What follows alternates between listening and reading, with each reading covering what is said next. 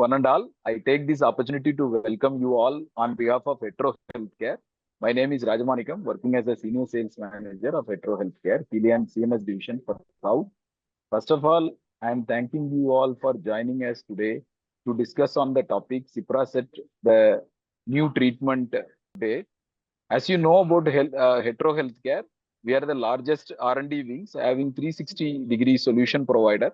More than 25 years of excellence in multiple therapies, currently present in more than 125 plus countries worldwide. More than 300 products across various therapeutic categories such as HIV, AIDS, oncology, cardiovascular, neurology, and psychiatry. Distinction of bringing 4 biosimilar products to the market, 36 plus state-of-art manufacturing units across the globe, pioneering in quality and innovation. Today, we have with us as chairperson, moderator, Dr. C. Selvan.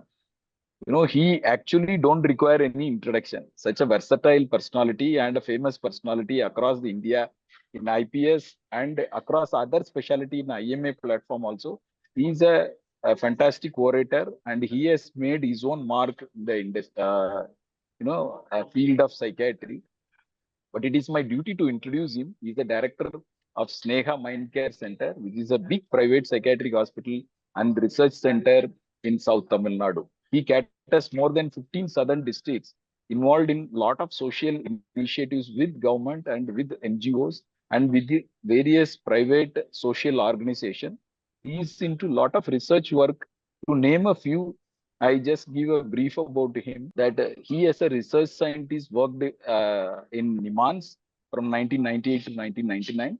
As a senior resident, he worked in Nimans in Department of Psychiatry and currently director and consultant psychiatry, chief consultant psychiatry at Sneha Mind Care Center, Tirunelveli. And his research work, name a few, in national and international platform, almost more than 30 research work he has done.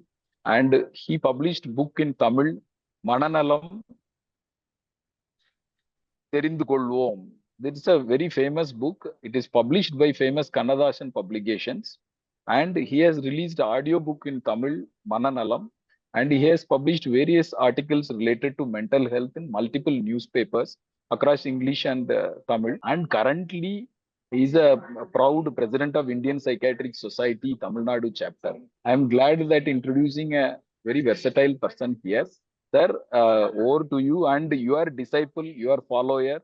He developed under you, your, one of the best disciple, Dr. Noorul Hasan is the speaker.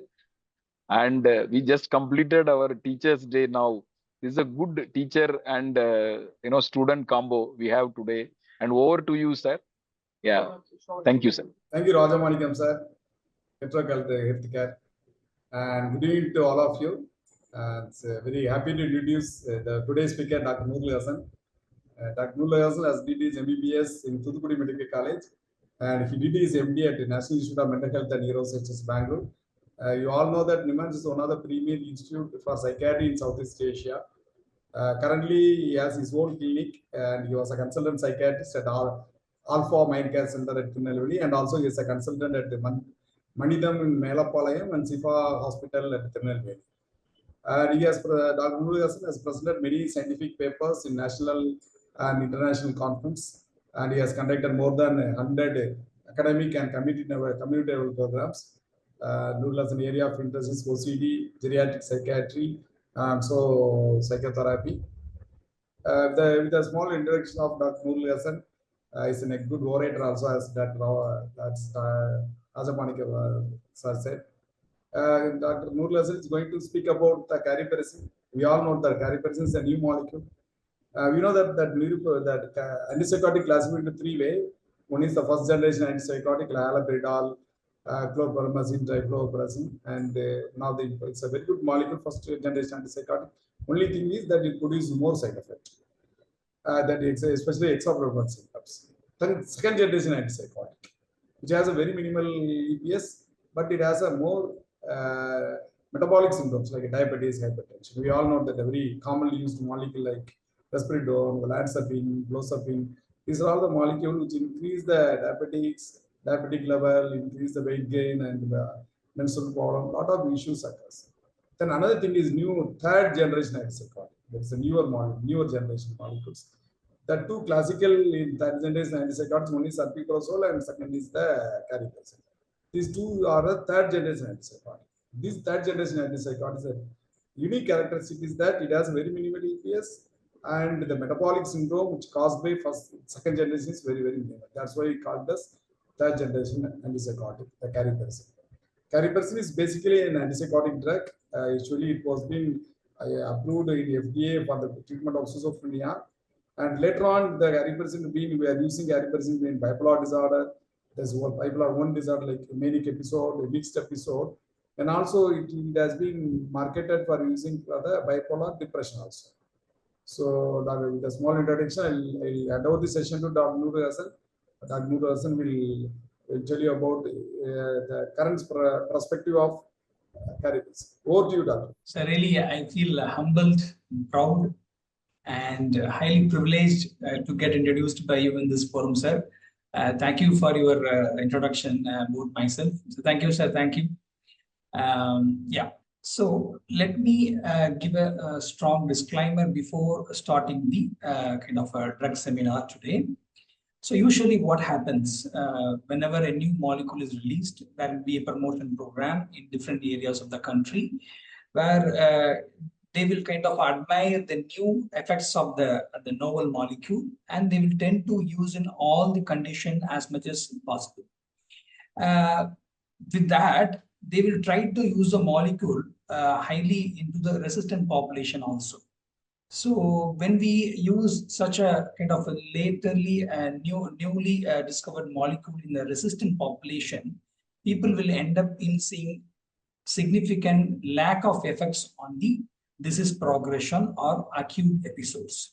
So after this experience, that they will feel that this new molecule is not working, and like other molecule, the new molecule also will go to the locker and will not be significantly used in clinical setting from that time onwards.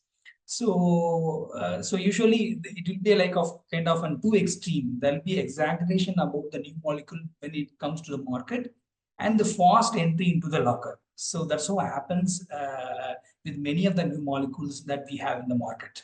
So we don't play that game here. We'll try to explore the novel mechanisms of cariprazine and where we can place the cariprazine in our clinical setting. So with that pragmatic introduction, we will enter the topic.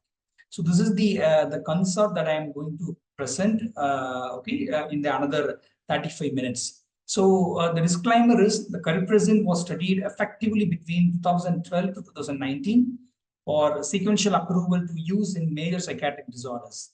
US FDA approved on 2015 and launched in India from September 13th, 2021. So our hands-on experience in clinical setting with the cariprazine is about just 3 years. Okay, this is a clear disclaimer. So we may not be able to go to so much of literature evidence for whatever psychiatric disorder that we are using cariprazine. Yeah. What are before? So we will just discuss. So usually we start with so much of epidemiology of each illness, then we'll slowly enter the molecule. So that we won't do that now. We'll just enter into the unmet needs in any major mental illness. For example, in schizophrenia, the unmet need be significant disability or daily loss due to the negative symptoms of schizophrenia, number one. And the second thing, side effects of the drug. Okay, that causes significant disability. Around 77% of the people who are taking the medication are experiencing side effects. Among them, 2/3 will be feeling the significant disability side effects of the medicine. So the second issue is the treatment emergent newer disorders due to the drug itself. For example, the emergence of OCD with the antipsychotics use, and the emergence of seizures with the use of high-dose antipsychotics. These are all the most common issues that we are actually seeing in the context of schizophrenia. If you see this, significant impairment in daily life is actually due to side effect of the drug when they are on the maintenance phase or on the acute phase of schizophrenia. This is about schizophrenia.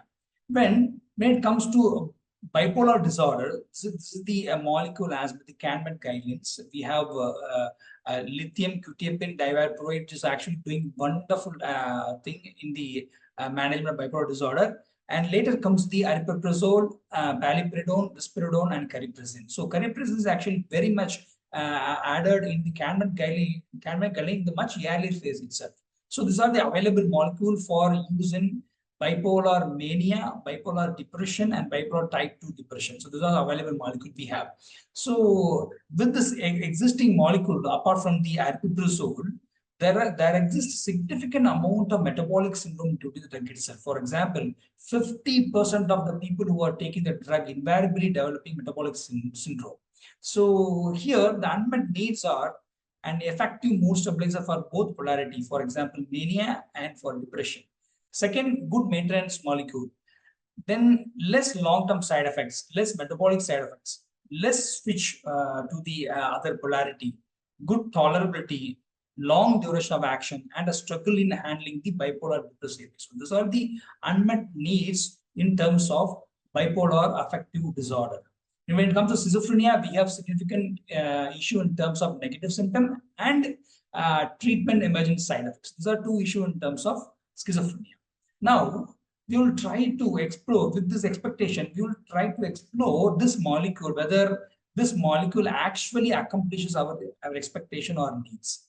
And the second thing that I want to explain is with the existence or use of any molecule, we have significant amount of drug resistance. For example, around 30 to 40% of the people who are taking the medications, either in terms of bipolar disorder or schizophrenia, are developing resistance to the drugs. Okay, either or they will develop only the partial response with the existing molecule or with the polypharmacy. So this is a very difficult entity where patient has to take more number of pills and they will have more number of side effects also. These are the another important unmet needs that we have to explore, whether this molecule is satisfying those needs or not. So in a nutshell, what are the why do we need a new molecule? So what are the issues with the existing molecule? So the number one, we want a metabolically safe molecule. We want a molecule which is devoid of extrapyramidal side effects. And we don't want a dangerous side effect or a kind of mortality to happen with the molecule. And a molecule devoid of hyperprolactinemia. Then a molecule should have mood stabilizing property to work both in the mania and the depression phase. And you should be treating the both the poles. And we need a molecule which has a fast onset of action. And we need a molecule which has less interaction or contraindication. So with this greatest amount of expectation, we want to explore a new molecule. Okay, whether it satisfied all or some of the expectation that we have or some of the grievance that we do have in our current therapeutics in treating the major mental illness. Now, we will enter into cariprazine. So instead of spending so much time on the kind of the studies and stats related to the utility of the cariprazine in schizophrenia bipolar disorder, we spend some amount of time in understanding the pharmacology of cariprazine in order to take a greater insights for the clinical implication. So what is cariprazine? What is the mechanism of action? So we know, as Panit sir explained in the onset itself, we have the first generation molecule, which are preferentially strong dopamine antagonist. And the second generation, it do have action significantly on the serotonin system, but has metabolic syndrome as a greater side effects. And third generation, we have partial agonist to D2 and D3 receptors. These are the third generation molecule. We have already existing D2 partial agonists like aripiprazole and durazolone.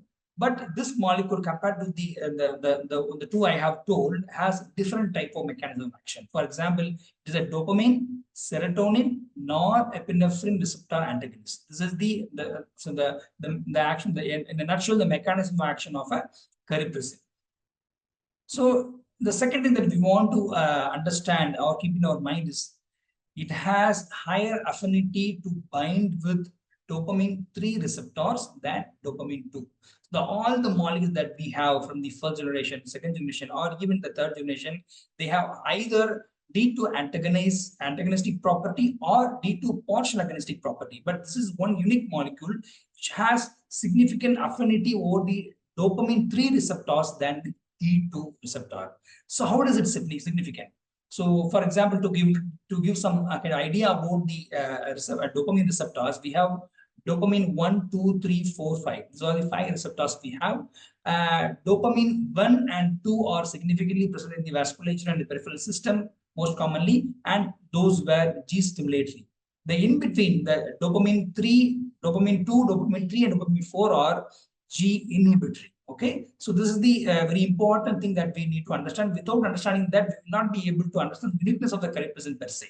So the point number 1, this is the dopamine, serotonin, norepinephrine receptor antagonist. The point number 2 that the part we need to understand is it has higher affinity for D3 greater than D2. This is the second learning point about the pharmacology of cariprazine. Now, what is the pharmacokinetic property of cariprazine? For example, I am taking cariprazine, okay, its bioavailability is around 50%, and the time to reach the maximum serum concentration, Tmax or Cmax, is around 3 to 6 hours, and it is highly protein bound, highly metabolized by the liver, and 1/5 is excreted by the kidney. Okay, so now we will just deconstruct this chart. Okay, for example, a drug is being taken in this point. Okay, so the drug reaches the maximum serum concentration at 3 to 6 hours here. Okay, and it loses half of the concentration, that's a T half, by 2 to 3 days. This is very important point to learn. The T half of the drug is 2 to 4 days, and the drug reaches the steady state concentration by 1 to 2 weeks. So we can expect the improvement with the drug by the end of 2 weeks. Okay, either given as an augmentation or as a monotherapy in any disorders. So this is starting of our pharmacokinetic understanding. So this we need to understand. The point number 3 that we need to keep in our mind is the T half is 2 to 4. It's very important to understand here. Now, what are the unique therapeutic implication about this pharmacokinetics? So number 1, the cariprazine taken through the mouth. Okay, it has a bioavailability, and it is metabolized by the liver to form 2 metabolites. Number 1, desmethyl cariprazine and di-desmethyl cariprazine. That is the D-car and DD-car. Now, D-car and DD-car both are active molecules. The D-car actually important for the early effects of the drug, and DD-car for the late effects of the drug, with T half for about 2 to 4 days. It acts effectively for about until 2 to 3 days. So till it becomes the half of the concentration in the blood. Okay, so D-car and DD-car both are active molecules, and it is available in the blood in the adequate concentration up to 3 to 4 days. Now, it attains steady state concentration by 3 weeks. By understanding this T half, we can get first inference here. With missing of 1 or 2 pills in a week, it may not cause significant drop in the serum levels. It's a very important point. Now, let me compare with the penfluridol. So we have one molecule called penfluridol, which has a T half of around 70 hours, around nearly 3 days. Okay, and we consider that as a oral depot. Only existing oral depot we can give once in a week is the penfluridol. Now compare this penfluridol with the existing molecule that we are discussing.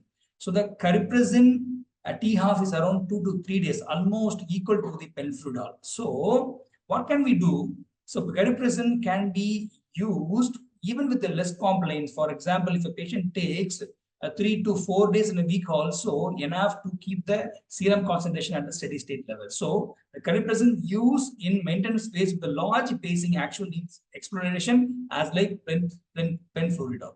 Now, and hence it increases the time to relapse for any illness in spite of a partial compliance. This is a very, very important inference that we need to take in terms of comparing penfluridol as a oral depot with the novel oral depot that we have in the name of cariprazine. So this need to be explored. The people who are listening to this session can actually put their mind on researching on this molecule to use that as a oral depot.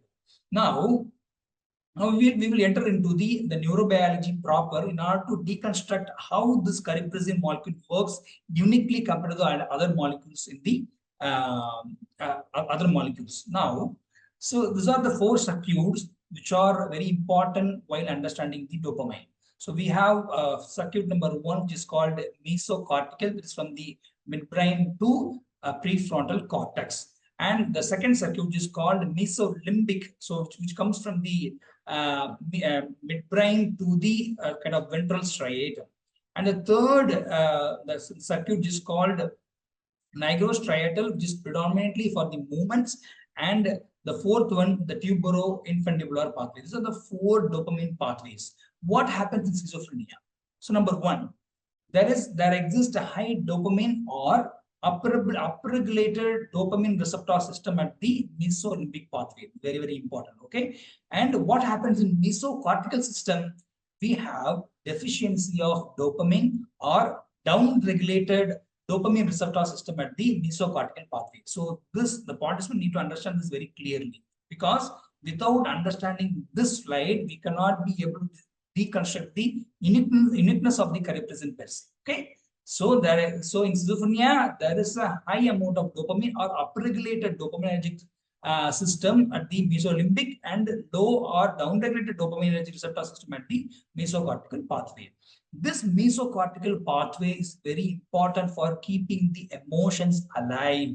Very, very important. And second thing, it can produce a kind of a pro-cognitive effect by dopamine, by acting in this circuit, can produce a pro-cognitive effect, and it can improve the mood also. So this is the mesocortical dopamine 3 receptor is the one that we are going to concentrate in the further slides. Now, so what is the role of D3 receptor? So for example, so in the mesocortical circuit, from a presynaptic membrane, the dopamine is being released. Okay, and it is binding with the postsynaptic membrane. So after the adequate availability of dopamine, or after the completion of the function of the dopamine, this dopamine will bind to the D3 presynaptic autoreceptor in order to decrease the release from the presynaptic system. So this is a very important thing that you need to understand. So D3 receptor is a presynaptic autoreceptor, which is predominantly present in the mesocortical pathway. And when we are comparing this receptor density with the mesolimbic, the density or number of receptors in the mesocortical pathways are actually less. So for example, if a preferential D2 antagonist like a first generation antipsychotic is given, right, when it is blocking the D3 receptor in the mesocortical pathway, the drug itself will produce significant amount of emotional blunting or negative symptoms when we use the first generation. Because of that only, we are unable to use a first generation at any context of any extent of treating the negative symptoms of schizophrenia. So the very important thing that we need to learn from this slide is D3 is the autoreceptor. By binding by the binding of agonist, which is the dopamine at the D3 receptor, there will be downregulation or decrease in release of dopamine. So this is the point that we need to understand. Okay. For example, if there is decreased binding or decreased agonistic activity in the D3 receptor, what will happen? There will be increased availability of dopamine in the mesocortical system that will lead to improvement in cognition, mood, and negative symptoms. Okay. So coming to the pathological basis of schizophrenia, we have less amount of dopaminergic system in the mesocortical pathway. Okay. So if the dopamine is binding excessively at this D3 receptor autoreceptor system, what happens? Even if the reduced number of dopamine in that system, there will be significant scarcity if that dopamine tend to bind so much in the autoreceptor system. Okay, so this scarcity may worsen the negative symptoms. So we are going to handle this kind of scarcity of dopamine existence in the synapse by using cariprazine. So how are you going to do? Now concentrate very clear, focus on this slide. So number 1, dopamine released from the presynaptic terminal. Okay, it binds at the postsynaptic neuron in frontal cortex, acts at the D3 receptor, which improves mood, cognition, and prevents negative symptoms. Okay. Dopamine, when excess, binds at the presynaptic D3 to control its own release. So this is called kind of autoreceptor system. So antagonism, if you do antagonism of the D3, may cause uninterrupted release of dopamine. So this is what we need to understand. But the uniqueness about the molecule is, if there is low amount of dopamine that is agonist in the system, the cariprazine will directly antagonize a D3 in order to keep the dopamine release alive in order to produce a improvement in cognitive and the mood effects. Okay, but if there is significant amount of dopamine, it will act as a partial agonist. So this is a very important one a listener need to understand. Number one, in the presence of lower number of agonists to D3, cariprazine directly antagonizes the D3 system, but in the terms of adequate amount of agonist in the synapse, cariprazine will act as a partial agonist. So this is the clear neurobiology that we have deconstructed in terms of cariprazine. This is the unique effect of the cariprazine, which other molecule doesn't have. Okay, the cariprazine can do the same thing to D2 also, but what is unique here is its action on the D3. Okay, now we'll move into the other receptor actions on the other receptor system. Now we have established some amount of understanding how it works in terms of handling the negative symptoms or mood symptoms. Now we will understand how it acts on the serotonin system. For example, by antagonizing 5-HT2A, there will be lower risk of extrapyramidal symptoms. So by handling the serotonin system, number one. By antagonizing this 5-HT2A, it will cause downregulation of the glutamate system and thereby downregulation of the excess dopamine availability in the mesolimbic pathway. So by antagonizing at the 2A, 5-HT2A, it can have a moderate amount of antipsychotic effect. Okay. So after D3, we are now understanding this. And the third point that we need to understand is by acting on the 5-HT1A as an agonist or antagonist or a partial agonist, it causes improvement in negative symptom and depressive symptom. So why am I discussing so much about the neurobiology here is the previous slide that I have shown is very important to understand how the cariprazine uniquely works in kind of improving the negative symptom. And the second slide that I'm showing here, what it does, we can understand how the cariprazine can actively treat the bipolar depression. So to understand these two domains, understanding this receptor level of neurobiology is very, very important in understanding the cariprazine. Now, yeah, so let us compare. So compared to, okay, all the molecule that we have famously. So just see the cariprazine, it has less amount of EPS and it has akathisia compared to a significant amount of akathisia as the cariprazine. But when it comes to hyperprolactinemia, weight gain or hyperglycemia, or even in terms of QT prolongation, its effects are actually very less. That adds to the uniqueness of the molecule again. Now, you can actually go through this chart very, very cautiously. The actions or the benefits of cariprazine is almost equal to the aripiprazole. So that means, where do we position this new molecule? So are we going to use cariprazine as an aripiprazole like for treating hyperprolactinemia, or for shifting to the aripiprazole, the maintenance phase of schizophrenia? Are we going to use that molecule like aripiprazole? No. So this is the comparison contrast between cariprazine and aripiprazole. Now, aripiprazole is a predominant D2 partial agonist, but cariprazine is a D2 and D3 partial agonist. So this adds so much function into it.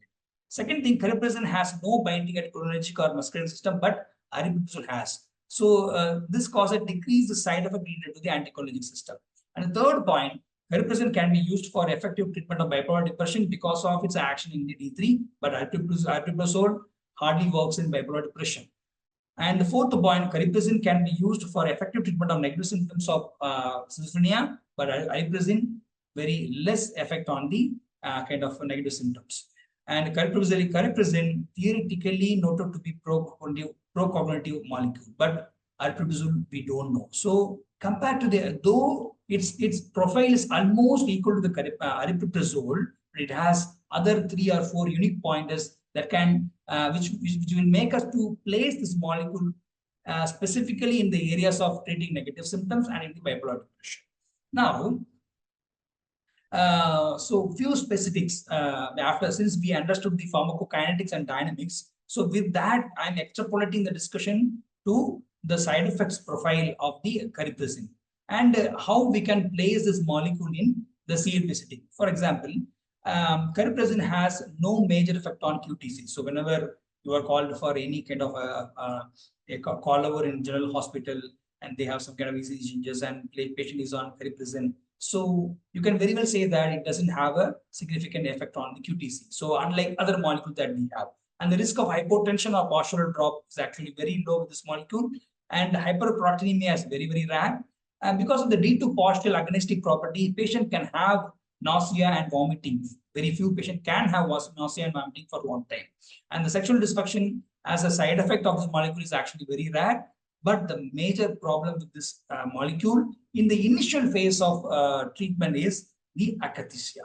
So how do we handle this akathisia? So when we read the molecule in deep, the only side effect that we can pick up from the cariprazine use is the akathisia. So that we need to handle. So now I'm just displaying the concept for handling the akathisia. This diagram is actually taken from the Maudsley prescribing guidance for physical disorders. So whenever we have patient developing akathisia, because of the cariprazine, what we do? So number one, we can try decreasing the dose, and the second step is shifting to another antipsychotics. But in psychiatry, shifting to another molecule is actually not a good idea because patient may relapse at any time. So the third step is giving propranolol up to 80 milligram. Okay, and if that doesn't work, what do? We can add a low dose mirtazapine. If that doesn't work, we can actually add triacylfentanil up to 6 milligram per day. So if nothing is working, then we can give benzodiazepine at the higher dose. Okay, so for example, if the kind of adding benzodiazepine causes significant amount of sedation, then we have non-sedative benzodiazepine like etizolamol is there. We can try that also. And the last, if nothing works, then we can try clonidine. These are the concept for handling or managing the akathisia due to any drug. Why I'm going deep into this akathisia management is the only significant side effect that we can see with cariprazine is akathisia. Okay, but it is very, very distressing for the patient to have it. Now, we will enter the another paradigm, the cariprazine use in pregnancy. So, the recently approved antipsychotics, this is very recently approved, so the limited data on reproductive safety. So most of the guidelines, including Maudsley, does not recommend its use in pregnancy. So one case report on animal study shows that cariprazine can cause decrease in steroid synthesis, but it's very significant. If that the same thing happen in the human being, it can have a significant developmental effect on the baby. So, but this is simply an animal study, and we have a couple of case reports in terms of very handful of case reports in terms of cariprazine use in pregnancy from different countries.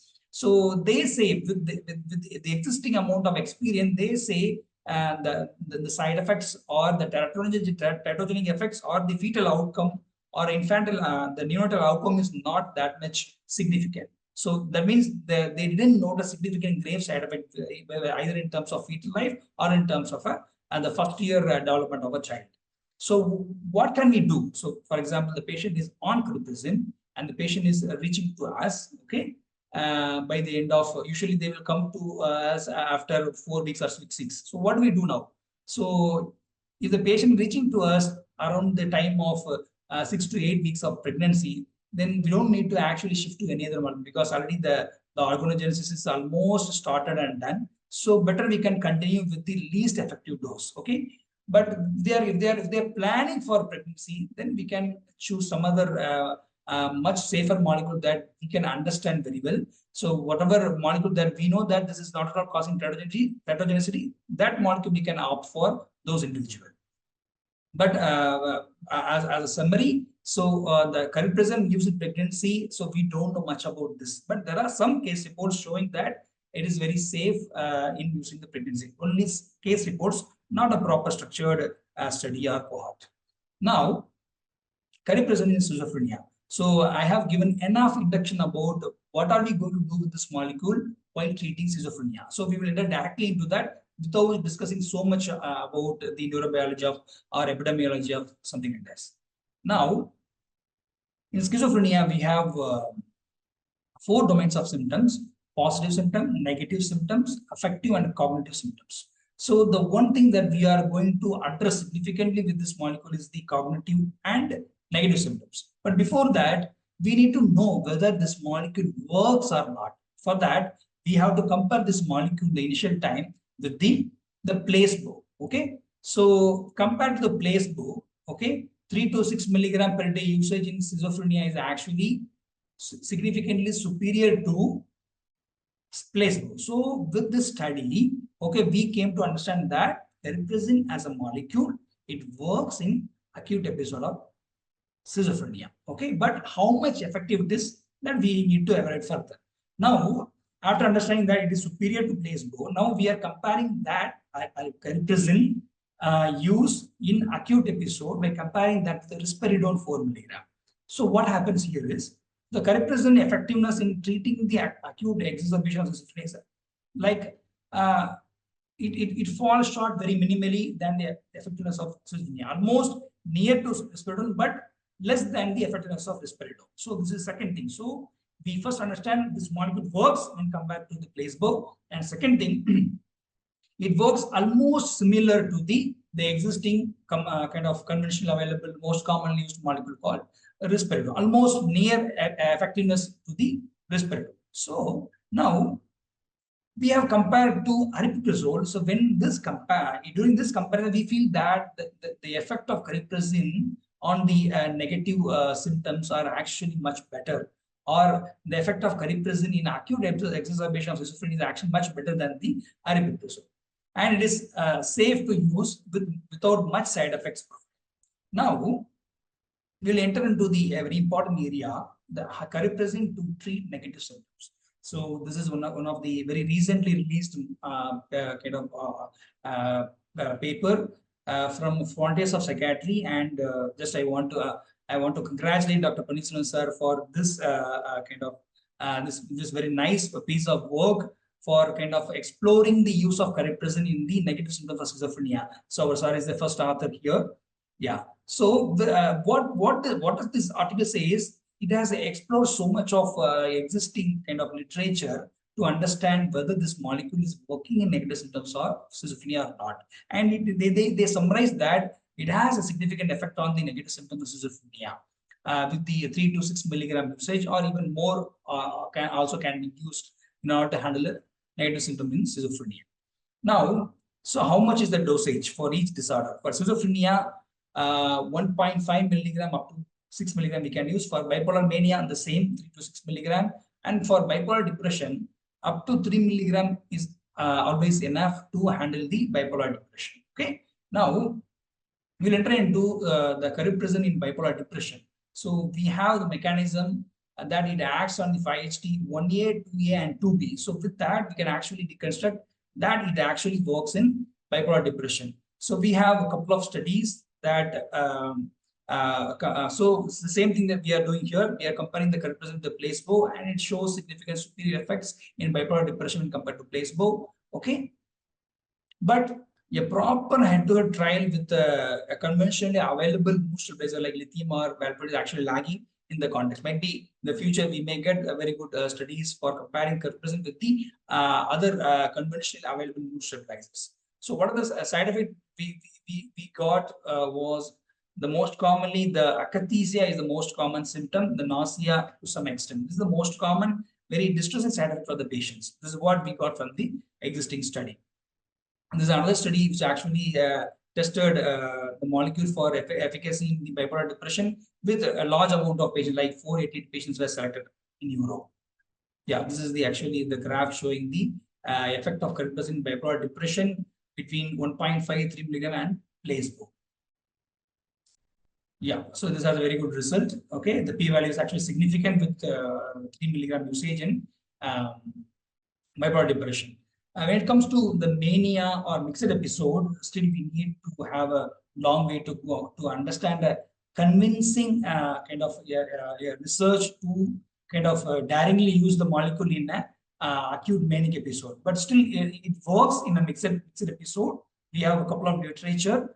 But its usage in handling an aggressive or severe mania, actually, we are a little skeptical, or we are kind of very hesitant to use that molecule in a manic severe phase because of a significant lack of D2 antagonizing action for this molecule. So, though we have some evidence about handling the kind of acute mania, but the effect is actually comparatively less. But in terms of mixed episode, yeah, we do have some comparably better results than other newer molecule that we have now. Yeah. These are a couple of literature related to the efficacy, effectiveness of cariprazine handling the mixed episode and handling the acute manic episode. Yeah. So with that literature, both the CANMET, ISBD, and International College of Neuropsychopharmacology treatment guidelines for bipolar disorder in 2018 and 17 actually recognized this molecule as a second line, and some guidelines is actually recognized as a first line to use in mania or hypomania or in mixed episodes. So guidelines has recognized. So unlike other molecule, so the guidelines actually recognize significantly about this molecule and its specific usage in schizophrenia and bipolar depression, and some amount of usage in the mixed episodes. Now, so we will enter another interesting area. Can we use that molecule? For example, using clozapine is a significant thing that we are doing in practice. But after building clozapine to some extent, okay, so we see, for example, after increasing to 300 milligram of clozapine, so we still feel that the improvement is not that great. So what do we do now? So we don't have kind of serum clozapine testing in the periphery. It is mainly available in the institute. So how do we assess that the patient is resistant to clozapine? So we have something called the proxy indicators of receptor occupancy. For clozapine, the proxy indicator for the adequate receptor occupancy is the hypersalivation. So for example, I am treating a patient with clozapine, okay, and I have got significant amount of hypersalivation, mean then actually I am occupying significant amount of receptor in the brain. That means I'm already reaching an adequate amount of dose in this patient.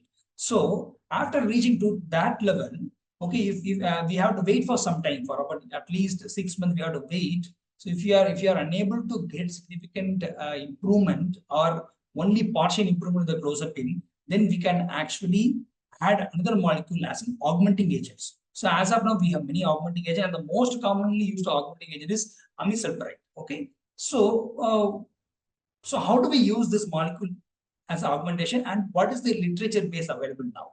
So we know even with clozapine, so clozapine we are using in treatment of schizophrenia, but with clozapine, the resistance shown is about 40 to 70% are actually becoming resistant even with the clozapine. So now we are kind of reaching a very hopeless zone. So we have to use a good molecule which can actually augment the clozapine for the complete remission into the patient symptomatology.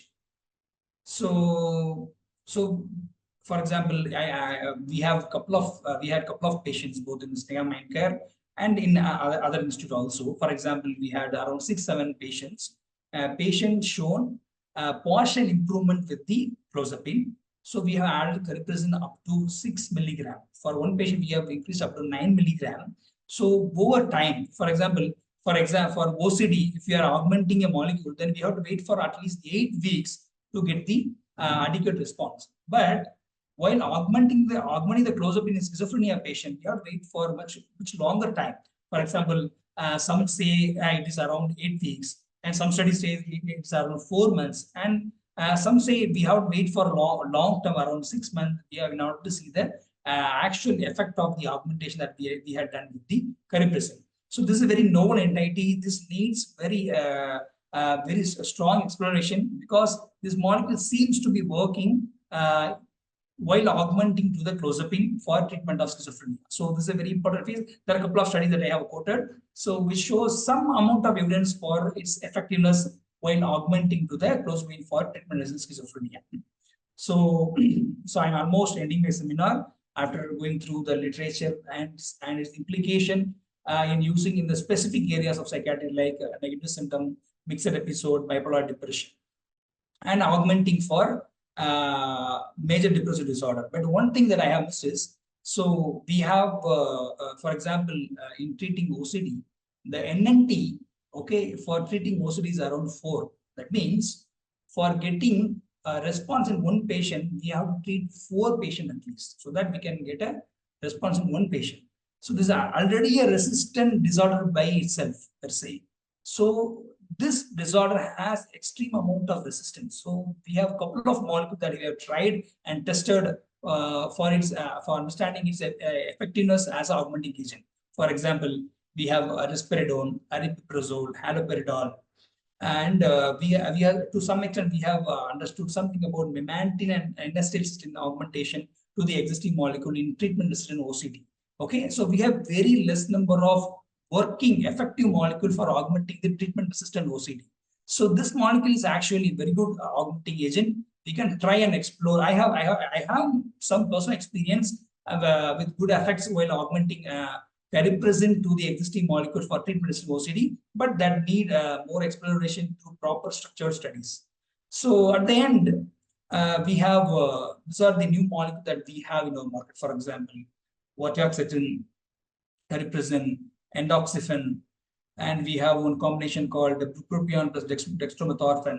We have etifoxine released in the name of Tranxaity from Sun Pharma, and we have lasmoditan, a newer molecule to treat migraine, and we have Regiana from the Selagenics, and we have cannabidiol from many pharma. So these are all the new molecules that we have currently in our market. So leaving the other useless molecule, I have just restricted some important new molecule that has some place in psychiatry. So these are new molecules, but so young minds need to actually contemplate why are we using this molecule. So there are some points that I want to give to the younger generation who are listening to the presentations. Number one, so never jump impulsively for a new molecule. So better define your rationale for use. And the point number two, if you get a new molecule, try to use it in the first episode rather than using it in a resistant case, because those disorders were resistant even to the potent antagonist like the first generation and second generation. So try to use it in the first episode rather than use it in the resistant cases. And third thing, through evidence, though evidence for less side effects are available, use cautiously, note down your treatment emergent adverse effects, report if anything dangerous or unique happens. This may help in better post-marketing surveillance. So never expect always positive when you do a new thing. So scale the effectiveness before and after the use. Okay, efficacy and effectiveness are always not the same. So you have to understand that. Avoid confounders while using this molecule to understand its effect exclusively. So though the effect is established in schizophrenia and bipolar affective disorder, evidences are scarce for augmentation using unipolar depression or OCD. So this opens up many roads for your future research. So at the end, we should not simply stick on to the new molecule while we are handling the resistance. So if nothing is working, then you can actually go back to the older molecule. So there are many magical things happening in our old institute that people were given clozapine, high dose, augmentation of clozapine done, nothing works. Then at the one day they decided to start haloperidol up to 30 milligram for this patient. The patient improved significantly. So we should never underestimate the older molecule. If nothing works, so that we have something called the older wine in new bottles. We should try to use an older molecule if nothing works. So we should not keep sticking on a new molecule. We should try to place a molecule with different indication in different areas of the illness. So that's how we have to profile the molecule in different phases of illness and different illness in psychiatry. So hope that completes my session. Thank you one and all who presented. Thank you. Very good presentation, very good and elaborate presentation about Cariprazine, Dr. I personally feel that Cariprazine is a wonderful molecule. We are using it for a huge number of patients for quite few years. And simply from the summarize what Dr. Noorul has presented, it has whenever there is hypodopaminergic state in negative symptoms, inflammatory disorders, it increase the level of dopamine. When there's a hyperdopaminergic level, it decreases the level of dopamine level. That way, it improves positive symptoms, and it has more affinity on D3 receptor than the D2 receptor. And it impact on 5H1A receptor responsible for the antidepressant effect, and impact on 5H2A receptor responsible for the antipsychotic effect. And it has a less metabolic side effect. And as Dr. Noorul said, is the akathisia is one of the major side effects. But it occurs only when you use it in a very huge dose. Usually, when you use it for 6 milligrams, like that. When you gradually titrate, you start with 1.5 milligram, you gradually titrate over a week or over days, then the akathisia will be very less. Straight away, you start 3 milligram or 6 milligram, then the akathisia will be one of the great impact, one of the hindrance for using this Cariprazine. but not all the patients develop. Practically, not all patients develop meningitis. Only very few. For example, if you 100 patients, out of 100, 60% of the patient they won't develop meningitis. Only 40% they may develop, and that too in a high doses develop. Generally, 1.5 milligram, 3 milligram, very unlikely patient may develop this akathisia. And Dr. Noorul has said how to manage the akathisia, not only for this cariprazine related, for all the antipsychotic related akathisia is very nicely explained about how to use it. And also, yeah, as he said, that optimal dose for schizophrenia and bipolar disorder, you have to use at least 3 to 6 milligram of cariprazine. And for example, bipolar depression or the negative symptom of schizophrenia, you can use 1.5 to 3 milligram. Bipolar depression, always use 1.5 to 3 milligram. More than that, I don't think it will be much effective. So the small summarizing point, this topic is open for discussion. Dr. Noorul, can you go through the chat box and answer some questions in the chat box? Yes. Yeah, sure, sir. Uh, so, sir, the first question which has been came that can we use cariprazine as a first line antipsychotic in young adults and adolescents, or only as a augmenting add-on to be used? Yeah. So I can answer in two ways. So as per the existing literature, we can use as a monotherapy for using it in young adults. No doubt in it. But depend upon the severity of the episode with which the patient is presenting, the preference of molecule changes. So that we need to be very clear. If you want to control severe aggression, then we need to think that this patient needs significant antagonism with the D2. So like that, I profile it. So if the patient is coming with significant aggression or very severe mania, then simply giving a monotherapy of cariprazine may not work. So that we need to keep in mind. And second thing, about the adolescents, so we have very scarce literature for using this new molecules in younger generation less than 18. So we need some more time to handle this question, I think. You need the next question. Okay, yeah, fair enough, sir. So one more question has been came that it is interesting to note this is an effective oral depot antipsychotic. Kindly give us some more insights, sir. Yeah. So I try to compare cariprazine with penfluridol. Okay. So penfluridol T half is 67 hours. Clearly telling. So if we keep that as around 70, it is around 3 days. The T half of this cariprazine is around 2 to 4 days. So almost equal T half. We have other antidepressants which has a longer T half like fluoxetine, fluoxamine. But when it comes to antipsychotics, most of the T half is less than 24 hours. For example, if anyone is asking for a kind of surgical clearance for the patient to continue or stop the drug, what do we say usually? Stop the drug before 24 hours of surgery and restart the drug after 24 hours of surgery. So because most of the antipsychotics are having T half around or less than 24 hours. But in terms of antipsychotics, very less molecule has the higher T half. For example, penfluridol and the current molecule that we are discussing is almost equal to that. So that can be very well can be tested as a oral depot in the future time. That's what I feel. But we don't have any strategic evidence, structured evidence for that. But we can experiment actually. Whenever we have patients who are on the maintenance phase, okay, we can shift the patient to cariprazine, okay, and we have to ensure that he's in maintenance, okay, and we can try that cariprazine molecule and we can space the molecule alternate day, once in 3 days, like that we can test that. So that needs some kind of a structured understanding in the future through some of the studies. Okay, fair enough, sir. Fair enough. So another question which has been came, akathisia. So the question is on about akathisia. So how do you manage it, sir? Or any dosage titration tips? I initially used that in some patients, but developed akathisia, so I stopped using. Kindly give us some more tips on it. This question has been raised by Dr. Actually, Vishnu. it's a very important question because when the patient develop rigidity or even tremors for that matter, the concern might be little less. But when the patient develop akathisia, the distress is actually very high. So for that, what do we need to do is, so what, actually I have gone through some of the prescriptions of other practitioners, and I have spoken through over phone, how are they handling this initial level of akathisia in patients. So what are they saying is, number one, we have to start with the very low dose. For example, start with 1.5 milligram for 5 days, then you can increase that to 3 milligram.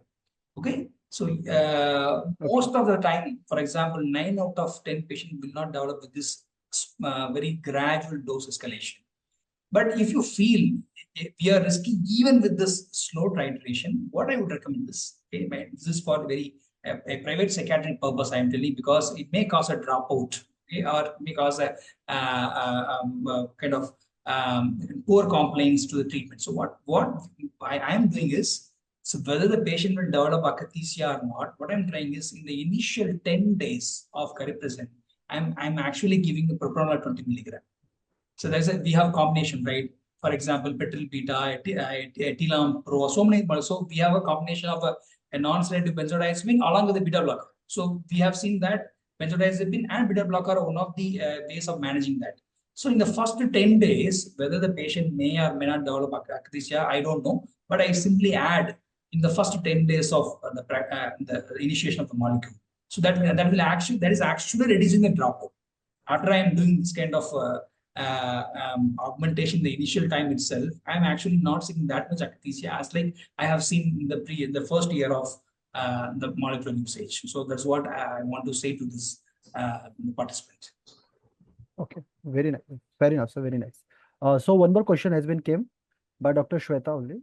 So what is the maximum dosage for cariprazine in any symptoms? So yes, we have displayed in our table column. yes. Yeah. For bipolar depression, 1.5 to 3 milligram.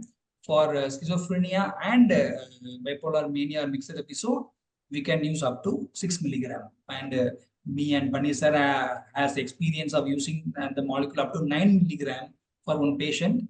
The patient is highly prone for EPS with the amisulpride or any other molecule, and he had a high risk to develop a mania.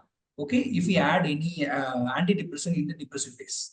So we met with the significant difficulty of that patient. So we decided to use cariprazine. We built up to 9 milligram. Patient tolerated, and he had around 60%, 70% improvement in terms of the syndrome. But there were some behavioral disturbances were actually existing that we were unable to manage. So by giving 9 milligram, we didn't get significant amount of intolerance with that drug. So that was a couple of patients we have tried 9 milligram. Okay, all right, sir. Sir, the another question, which is a very, very common questions which I've been seeing. So this question is all about in MDD. Okay, which antidepressant is the suitable when we use as an add-on with cariprazine? We don't have much literature on this matter. Okay, we have Okay. some evidences coming up for clozapine augmentation, and some are still in the process of becoming a study, but we don't have any very precise answer for this question. We don't know. We need to explore and guide. All right, sir. So, sir, another question is how cariprazine in acute exacerbation of schizophrenia has a alone or add-on? Yeah, I think we have discussed already in the first part of question answer itself. Yes. We can actually skip that. Okay. Fine, sir. Fine. So the another question is any sexual side effect you have seen with cariprazine, sir? From the evidence point of view, it says it doesn't have significant effect on the sexual function, but I have seen a couple of patients exclusively on 4.5 milligram of cariprazine having sexual side effect, erection difficulty and delayed orgasm. I just want to ask Pani sir also regarding this. So Pani sir, do you have any thoughts about this? Generally, the sexual activity is very, very minimal with cariprazine, and also with aripiprazole also. In comparison to cariprazine is very, very less. We tried a lot of patients, but none of the patients reported sexual side effects, especially males. None of the patients reported. Okay. Okay. Okay. Yeah, I'm a bit As per the existing evidence, it doesn't affect that system. But I'm not sure. I'm a bit skeptical because a couple of patients who are exclusively maintained on cariprazine do report some sexual side effect. I think might be very subjective. We need to have some more idea or experience, clinical experience about this. When you see the report when the study was going on, the adverse effect very less number of people do reported sexual side effect. Yeah. But it's statistically insignificant. All Yes. right. Yes. Okay. So, fine, sir, fine. So we have another questions being raised by our audience that cariprazine is safe in pregnancy or not, sir? Or any Yeah. evidence in Indian population?